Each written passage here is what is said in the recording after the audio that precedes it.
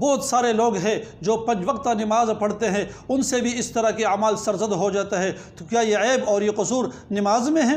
کیا نماز نے اس کو مجبور کر دیا؟ نماز کے بعد بازار میں چلے جاتے ہیں، وہاں یہ سود بھی کرتے ہیں، وہاں کاروبار میں جھوٹ بھی بولتے ہیں، چیزوں میں ملاوٹ بھی کرتے ہیں، تو کیا یہ نماز نے اس کو بتایا کہ یہ قصور نماز کا ہے؟ اس طریقے سے حاجی صاحبان ہے طواف بھی کر لیتے ہیں، عرفات بھی چلے جاتے ہیں، مینا بھی چلے جاتے ہیں، کہ حاجی صاحبان بن کر کے آتے ہیں، یہاں آ کر کے سود کا کاروبار بھی کرتے ہیں، ملاوٹ بھی کرتے ہیں، جھوٹ بھی بولتے ہیں، دھوکے بھی دے دیتے ہیں، سارے کام کرتے ہیں۔ تو کیا یہ سب کچھ اس کو حج نے بتایا؟ یہ قصور حج کا ہے؟ میرے بھائیو، دوستو، بزرگوں، یہ بات کان کھول کر کے سنو۔ یہ نقصان، یہ عیب، یہ قصور نہ داڑھی میں ہے، نہ پرد میں ہے، نہ نماز میں ہے، نہ حج میں ہے۔ اللہ تبارک و تعالیٰ کی کسی حکم میں یہ عیب نہیں ہے۔ حضور صلی اللہ علیہ وسلم کی سنت میں، کسی بھی سنت میں کوئی عیب نہیں ہے۔ عیب اگر ہے تو لوگوں کے اندر عیب موجود ہے۔ عیب